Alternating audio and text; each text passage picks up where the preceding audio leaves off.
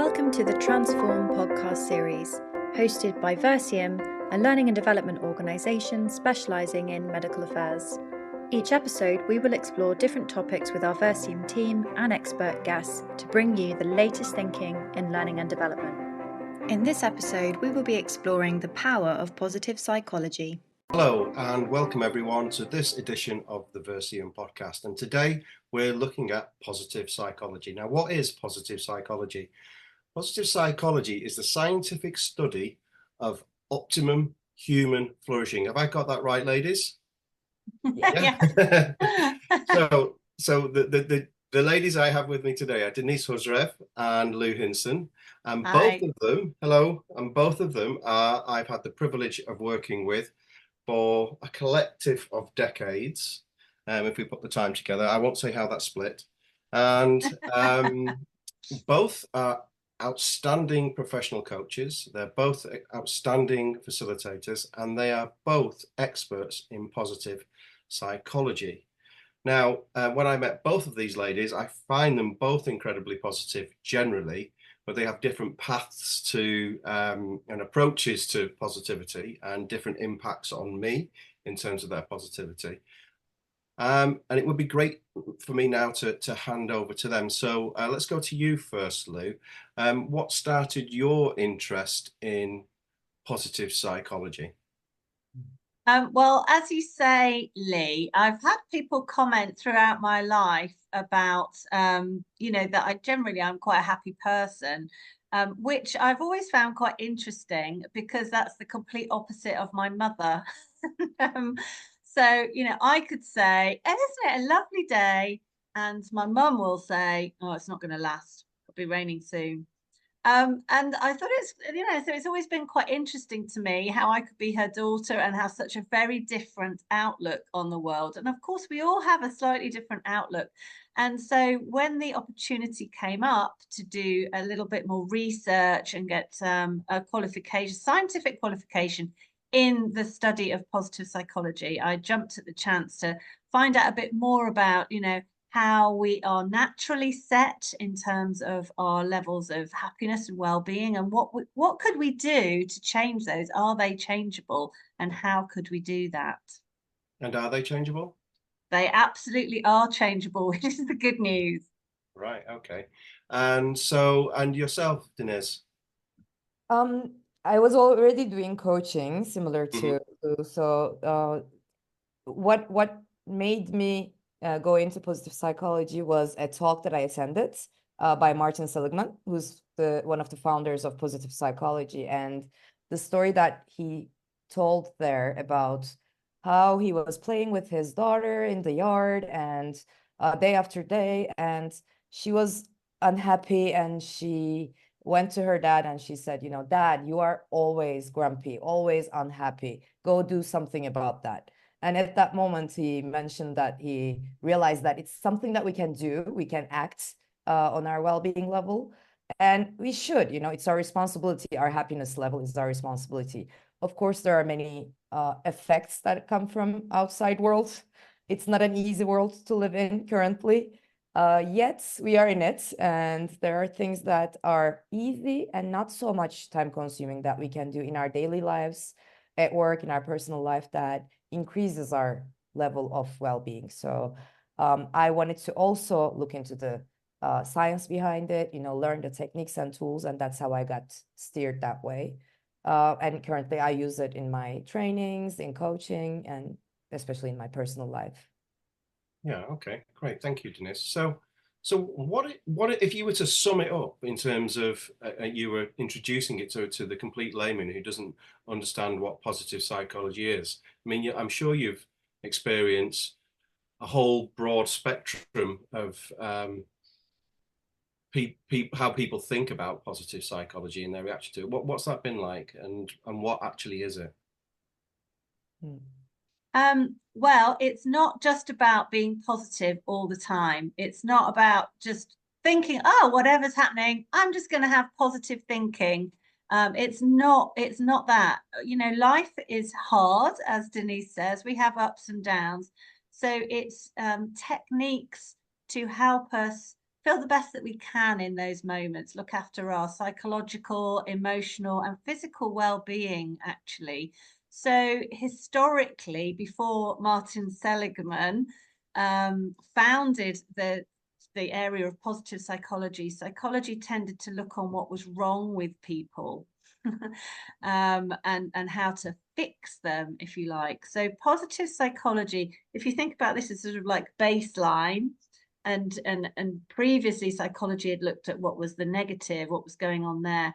Positive psychology is the science of how we flourish, how we thrive, the good life, how we can become even happier in our daily life, have more meaning, and have more well-being in it. So it's, what does that look like? How do we move from baseline upwards, if you like? That's what it means to me. That's how I think of it. Denise, what's your take on it?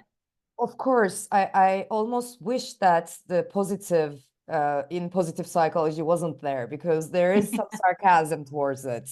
You know, do we have to be happy all the time, like you mentioned, Lou? And our brain, I think our brain is wired to see the negative, so we could, you know, avoid all the dangers and be in the survival. And it's still wired the same way, unfortunately. That's why we need to, you know, widen our perspective so that we can come to the objective of what's going on in our lives, in the world, in our brain. I think that's the techniques and tools to come to the objective psychology. Maybe we can create something like that. Yeah. What is a good life has been a question since the beginning of humanity. So I think it answers that questions, or it gives tools for each person to pick and try to answer that question for themselves. It doesn't mean that, you know, it's unicorns and rainbows and we're always going to be smiling. It means, I guess, to have a more present life where we are there, our minds are there. When we choose, we can control our, not even control, but regulate our emotions. We can choose our behavior, our response, rather than find ourselves in something. And when those bad things happen, we can get up a little bit faster each time. And if I could just add to that, you know, in positive psychology terms, and I love objective psychology, actually, Deniz, I think we should rename it. But we talk about, you know, what is happiness? What do we mean by that word happiness? Because even the word happiness is a little bit weird, because people often think about happiness as, you know, what we would call hedonic happiness, you know, going out, having a great time, you know, woo, isn't life fantastic? And there's, of course, it's partly that, but actually it's focused, the psychological well-being part is very much focused on eudaimonic happiness, which is much more about meaning and purpose and being authentic, living an authentic, and as Deniz described it, a good life. Rather than being, you know, always sort of out clubbing, having, you know, like living your best life type thing.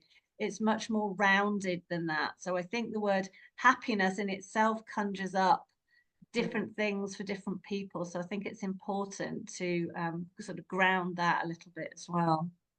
And also, I mean, the definition, as you mentioned, is different for each of us, and the well-being levels and the set points are also different. So from, you know, 1 to 10, my 10 of happiness, let's say, might be dancing like for hours and shouting and, you know, laughing all the time. And yours might be just sitting on the couch calmly, just reading. So how it shows up, how it presents itself, and what level we are at is also different. So that's important. You know, we don't have to aim for 10. We just need to aim, you know, if we need to, if we are at 6, how can I make it 7? What does 7 look like for me, and what will change? So what I'm taking from this is positive psychology is, or the application of positive psychology is relative to the individual. First of all, it's it's not about ignoring the situation. It's about managing situations to get the optimum outcomes for yourself and for others. Yeah. And why achieve them optimum outcomes? It's to get the most out of life. And and it's almost an existential. It becomes an existential question. Yeah. And and it's almost self-explaining in terms of why wouldn't you? It's probably an easier question in terms of why wouldn't you, because it's harder to answer that. Okay. So I think what we're moving into now is the benefits of applying positive psychology, and we're looking at that from both a personal, individual point of view, or from somebody who's, instead of leading themselves through life, they're leading teams, they're leading others, or they're leading organizations. And what might the benefits be to people in those situations, according to your experience? There's so many benefits, both for an individual in themselves having better emotional and psychological well-being, but also that, of course, has a knock-on effect. If somebody has an increased satisfaction with their life in general, there's lots of research that shows that has a knock-on effect then to their job satisfaction and performance. One element that we'll discuss is using their strengths, so being aware of what people are good at and gives them energy, and applying that, aligning that within the workplace. And for example, the figures, when you look at employee engagement, when a manager is taking a strengths-based coaching approach, are phenomenal. Like on a scale of 1 to 5, if they're not doing that, their employee engagement is like 11%, right up to those managers who are taking a coaching-based, strengths-based approach really well and doing that continually, 93% employee engagement. So in terms of retention, in terms of productivity, and all those kind of more business bottom line measurements, there's a knock-on impact as well. So important for organizations and leaders to be looking at how they can lead in using the tools and principles of positive psychology. So just to bridge those, thanks, Lee. So just to bridge those three areas, so for some listeners who might not be familiar with some of those terms, so when you're talking about using a strengths approach to coaching, you're talking about, as opposed to using your strengths and weaknesses, so there's more positivity focused on what you're doing well. Is that what you're saying? And yeah, is that Yeah, it's helping people see what they're good at, identifying those strengths, because often we have like a blindness to what we're really good at, because we find it easy. We like it, we find it easy. We just assume that everybody could do that because it's not really a challenge for us. So we might not realize that actually that's a particular strength that we have. So working with people's strengths, helping them identify those, and then using those. For example, if they're doing something challenging, instead of really trying to bring up something, a skill that they're not really good at or don't enjoy, how can they apply their strength to that to make it more enjoyable and make it align with what they're already great at? So for example, back in the day 30 years ago, when I was entering the field of training, I actually started with getting a job in IT training. So I really wanted to move into training, but I had no interest whatsoever in computers or IT at all. It was like, no, but I was really into people and training and growth and so on.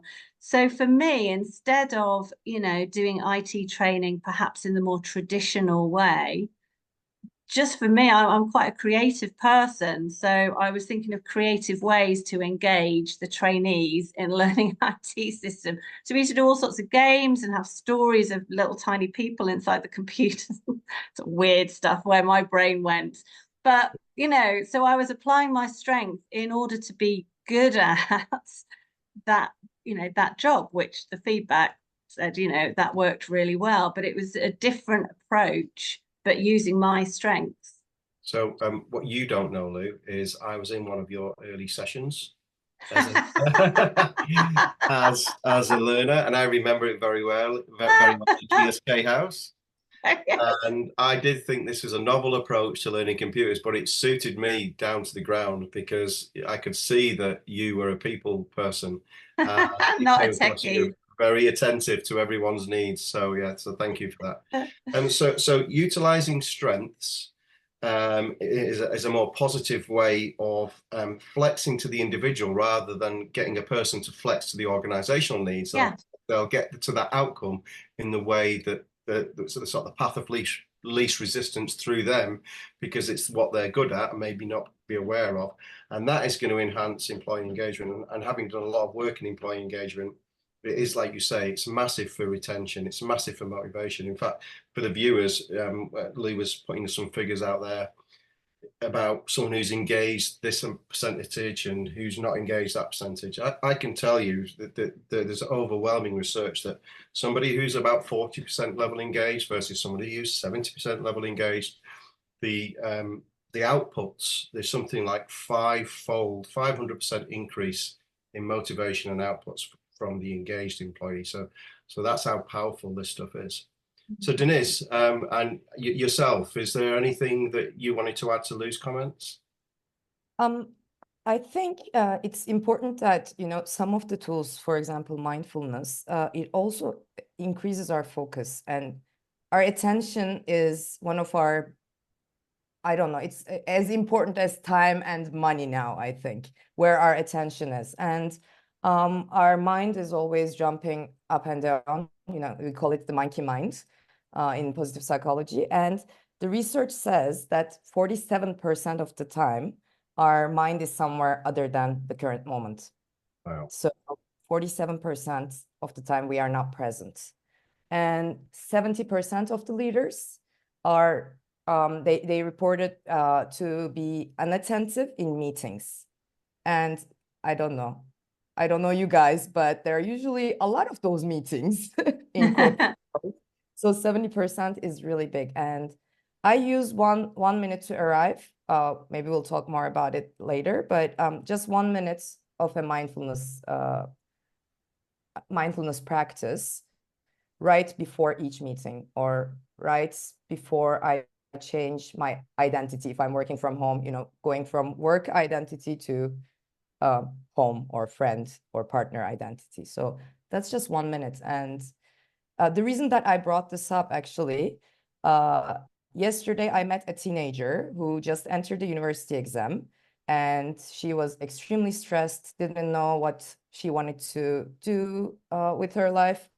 It's a big thing in Turkey, you get to take it every year, and college is still important. And she said that she's using ADHD medicine because of this anxiety.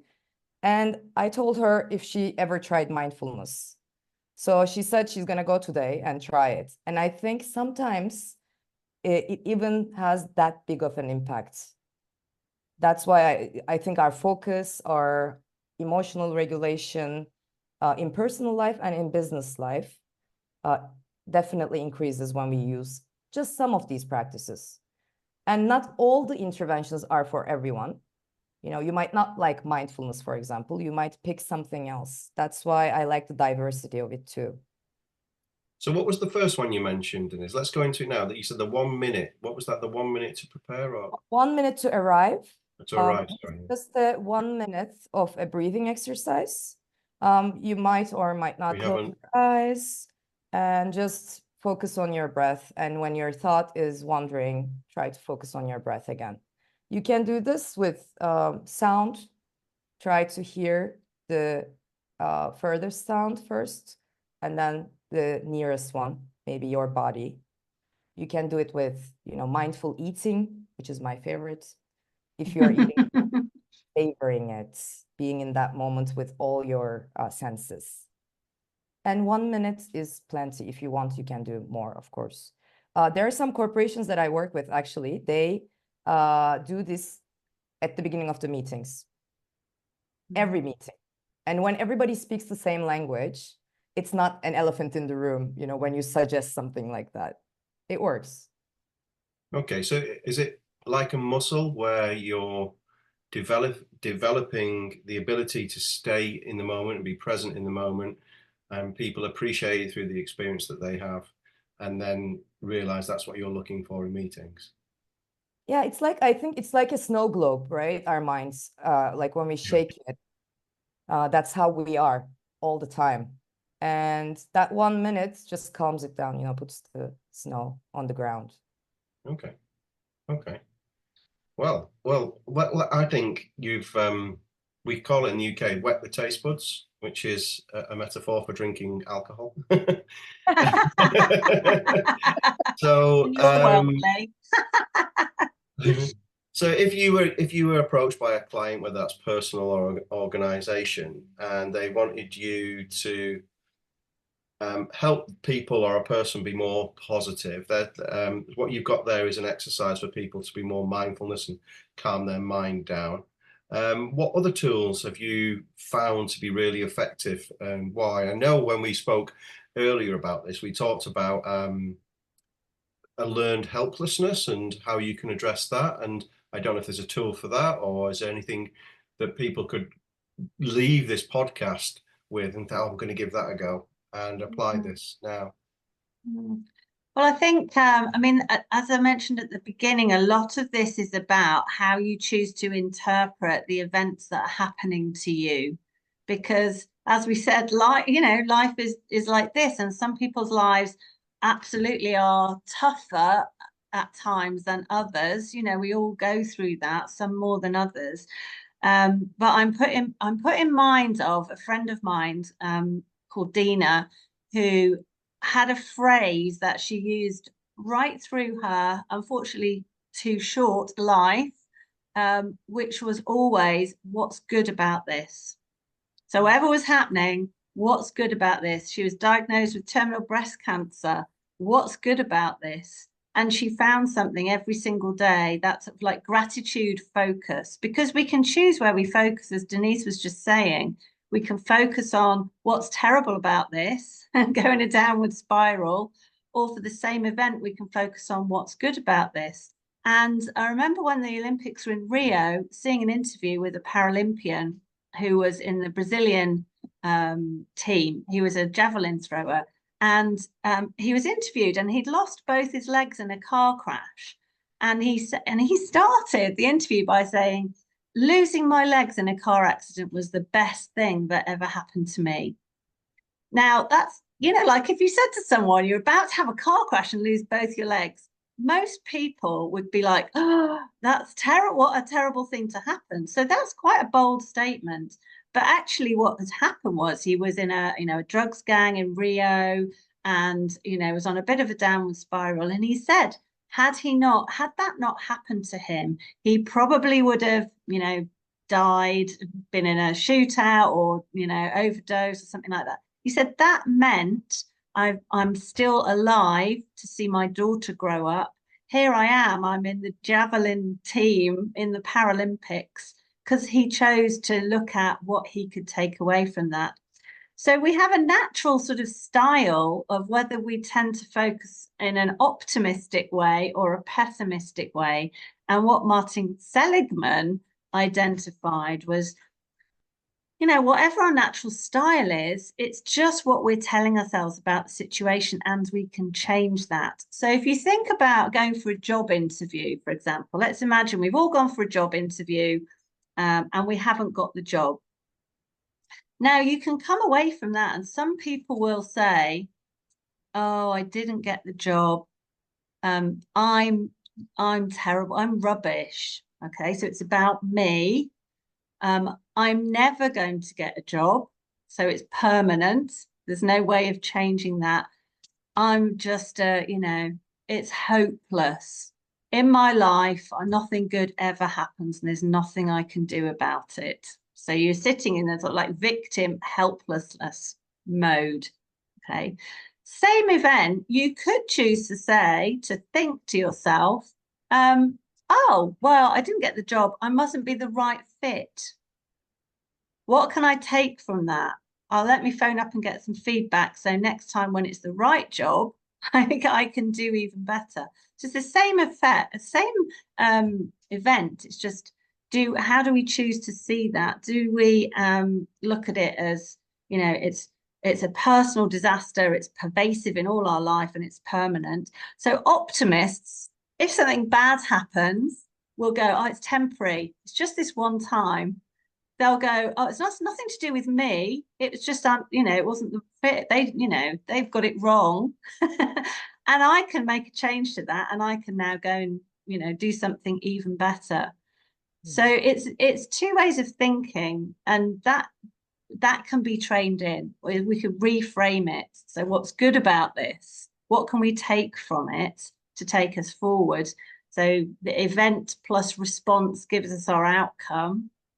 You know, we might have perhaps a natural reaction, but we can take a moment and think about, how else could I see this situation that's more useful to me, that's going to give me a better outcome. And we've all coached people. So you're talking about reframing exact sense there, Lou. And I think when I coach people, and I'm sure you've both experienced exactly the same too, some people struggle to reframe, don't they? So sometimes it helps that they look through the eyes of another person. So if they were to look at a person they consider super positive, or a person they consider very professional, or has got a can-do attitude, or would always achieves or always gets things done, how would they see it? And so I think that sometimes helps people when they're struggling to reframe. Is there anything else that you would suggest that people can try if they're reframing a situation? I think self-compassion is also part of that, right? You know, because we beat ourselves up a lot. Whose quote was it? I don't remember. It was something like, I have faced so many catastrophes, and some of them never happened. I mean, our minds are horrible. I didn't state that very well, but I'll look at the code afterwards. So it's not even, I think, being optimistic so much, but being objective, because our, you know, survival mind brings the negative. And Barbara Fredrickson, a positive psychology specialist, says, you know, positive whispers while negative screams. And that's true for all of us. And I think just looking at the narrative in our mind and changing it, you know, what else is possible? It's also a very nice coaching question that we use a lot. What else is possible? What's the worst thing that can happen? What if that worst thing happens? You know, what then? And what is the percentage of that worst or best thing happening? I'm an engineer originally, so I like to look at it a little bit more analytically. And past experiences, you know, when I was in that similar emotional states before, how did it unfold? What helps me? You know, if I could just put some time in between my reaction and the event that's happening, what would I choose? That gives the power to control the area that we can control, which is not much, honestly. I Go ahead, Lou, sorry. I was just going to say, I think fundamentally, you know, many of us go through life believing that how we're interpreting the world is the reality of the world. And, you know, even like just that light bulb moment of going, oh, actually, this isn't fixed. This is just the story that I'm making it mean in my head, based on all my values, beliefs, experiences of the world. But I can change that. That's just my thoughts. It is in my power to change it. And once people acknowledge that, it can be truly life-changing. Yeah, I would agree. One pattern I've noticed in a lot of people that I end up coaching is, I don't know if you've seen the triangle of drama. I think it's called that. Yeah. So a lot of people love to obviously put themselves in that victim, and they have a perpetrator and a rescuer. But I think a lot of them get power from being the victim. Yeah. And they look to be the victim in certain circumstances, and it gives them an identity. Mm-hmm. And that identity they hope and expect for to people to give them empathy and sympathy, and that will be strokes that they require and need. But it never gets them out of feeling that way. And if they could truly choose to feel better about themselves and not require that, they would see the world through a different lens other than I'm the victim. So we've seen reframing, and I think the quote it might not be the same quote, Deniz, but I think is it Winston Churchill or somebody Winston Churchill was quoting, said, I spent most of my life worrying about things that never happened. Something like that. Which that for me just gives me a perspective of scale. All my life, often worrying, and you can look back retrospectively, they actually never happened. What a waste of time. And I think that gives you perspective about your own thought processes. I thought that was really useful. And I know, what about gratitude? Because positive psychology, I think, from what I've heard from you two, is a myriad of different tools that merge into this bundle of wonderfulness. What role does gratitude play within that? I use gratitude a lot in my personal life. I have a journal. It's usually recommended, 3 blessings for each day. What are your 3 blessings? And it can be that, it was a really hard day for me and I survived. I had a horrible meeting where my boss yelled at me, but I stayed calm. Or it could be amazing things. So I do the 3 blessings. I do journaling a lot. Gratitude and mindfulness has a lot of journaling practices about emotions, especially worry. I write about my worry. I like to play, so I like play games. So I try to write a scenario about how that worry would look like, and what is it trying to teach me? What is it trying to protect me from? And one more thing that I do is the best possible self. So when I feel down, it's one of the positive psychology practices. It's like a 20-minute writing practice.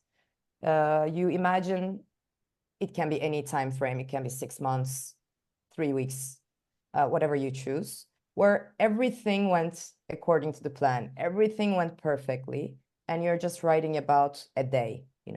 I just woke up and I was, I don't know, in Hawaii, whatever comes, without planning it ahead of time.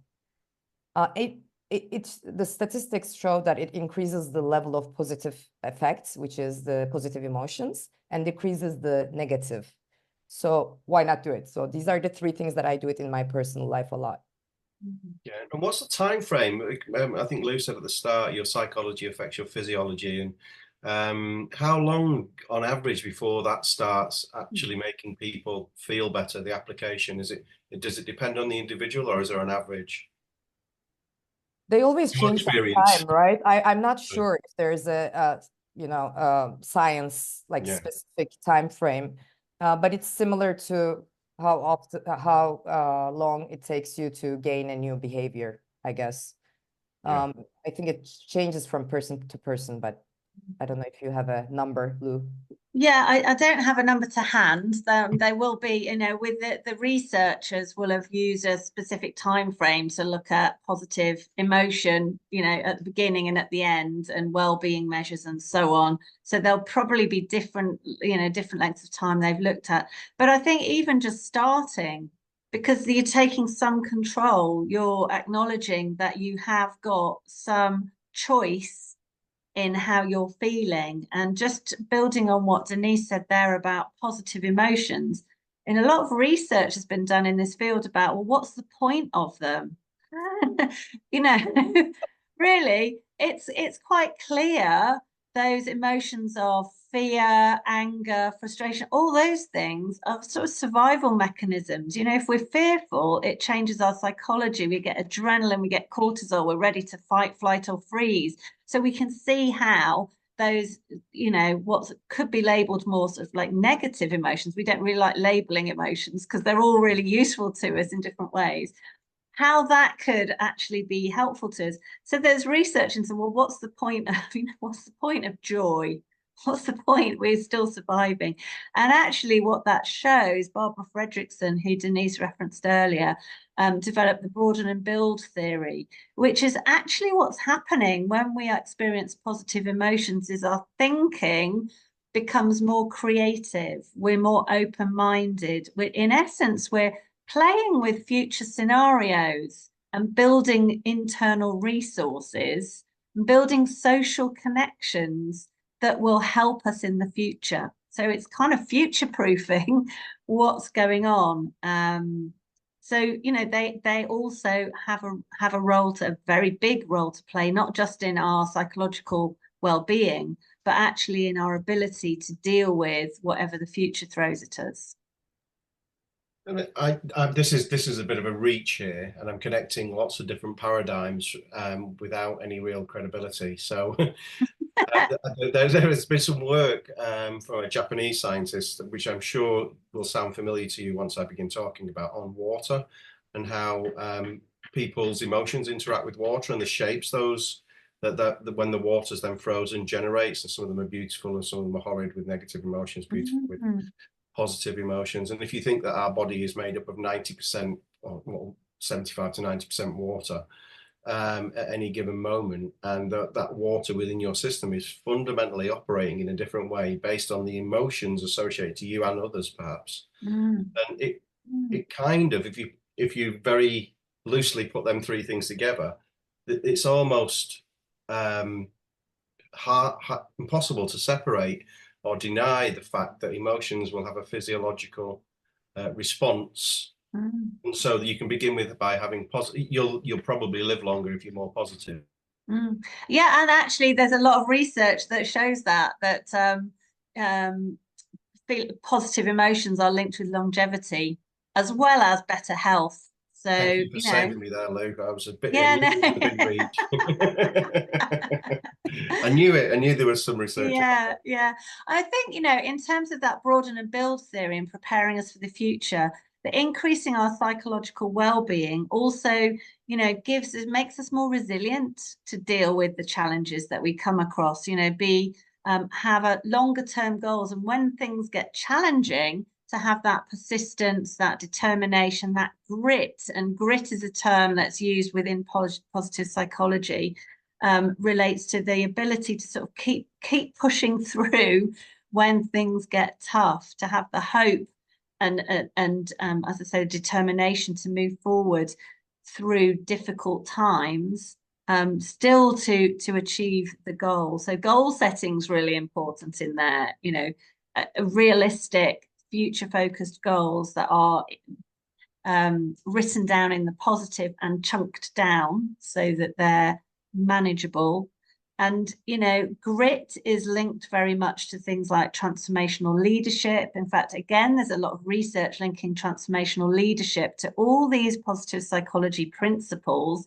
So leaders who express hope for the future and are authentic and living their true values, believing in their people, looking at their strengths and what's working rather than what's not working.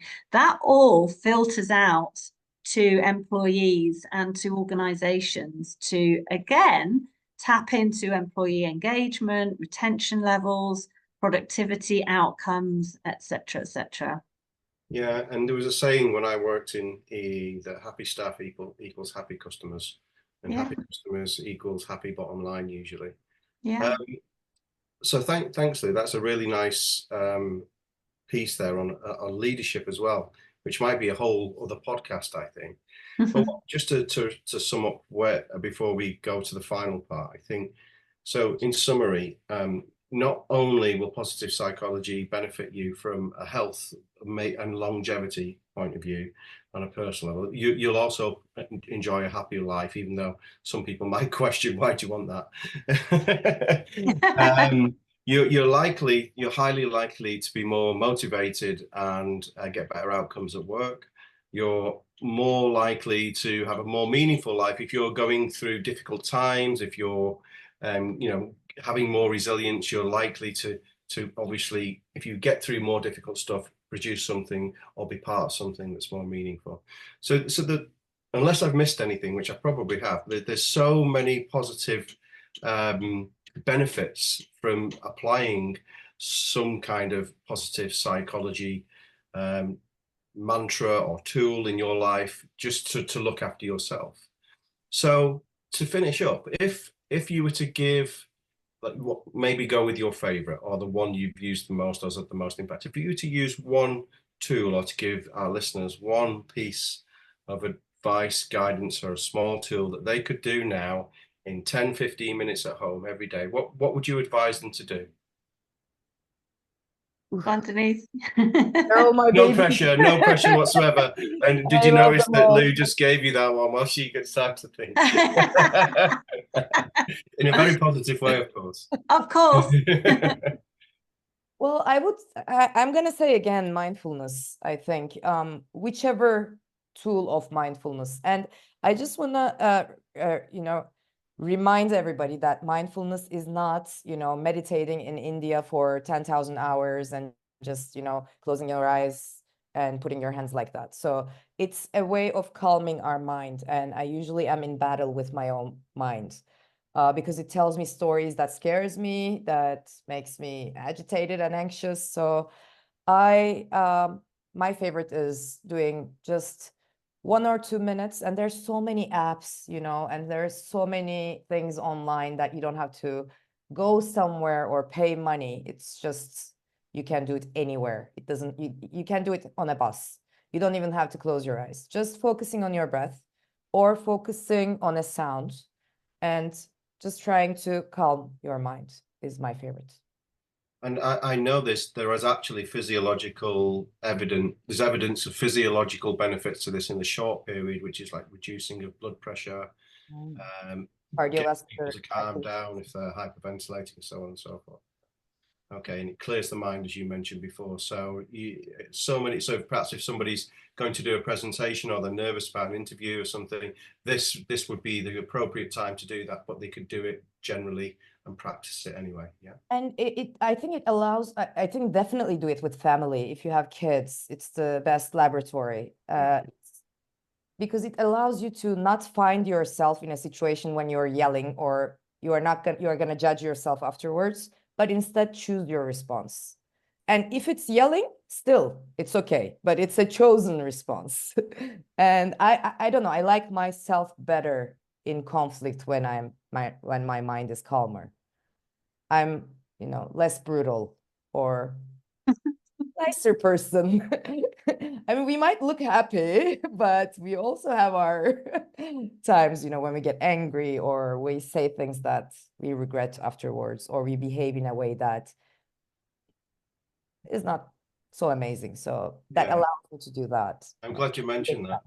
I'm glad you mentioned that, Deniz, because we've been focusing on self and the organization, obviously, family and your responsibility as an adult to children and the impact you have on a developing mind is really important too. So Lou, now you've been given a nice breather to think of something. We're expecting a lot now. I got two. One is quite a specific tool, and one is a sort of a way of being. So I mentioned strengths earlier on. And just if people are interested in that, there is a really great website where you can do a free strengths analysis. It's called VIA, Values in Action, Character Strengths. So you can Google that. And you can get a free report, and they have 24 what they call virtues or character strengths. And you fill in a little questionnaire and it ranks those 24 strengths. Note that none of them are called weaknesses. They are all strengths. There are just some that are stronger than others. It gives you like a strengths constellation. So what are your top ones? What are you particularly good at? And you might be surprised because there might be things that you think, well, that's just what everybody does. But interesting to do, and then think about how you employ those, how you could use those perhaps a little bit more, keep them perhaps in balance, whereas some of your strengths you're not using as much. So that would be one thing. And then the other thing is just that recognition that we make up our own reality. As Shakespeare said, there is nothing good or bad, but thinking makes it so. And it's absolutely true. And there are lots of different techniques that you can use. But I would come back to my friend Dina's words that are so simple. What's good about this? So whatever is happening, what can you find that you can take from that? What's good about this? Yeah, that's a great way to end. And I think as professional coaches, when you see somebody looking at something in the wrong way, it's easy to see it, but when it's in yourself, it's not so easy. But there's a convenience about being yourself, and that you can apply these on a regular daily basis without the support of a coach. So I think the listeners will find those things extremely useful, that they can do something straight away, apply it, and see what happens. So Lee, Hinson and Deniz, srev, I'd like to say thank you so much for the last 45 minutes. I'm sure the listeners are going to find it valuable. I did. There might be another podcast here, because I think there's just so much more to dive into, especially on that leadership piece. But I want to say a big thank you. It's been a pleasure having you, and I look forward to speaking to you both again soon. Thank you Thank you very much. You're welcome. Take care. Bye-bye. Bye.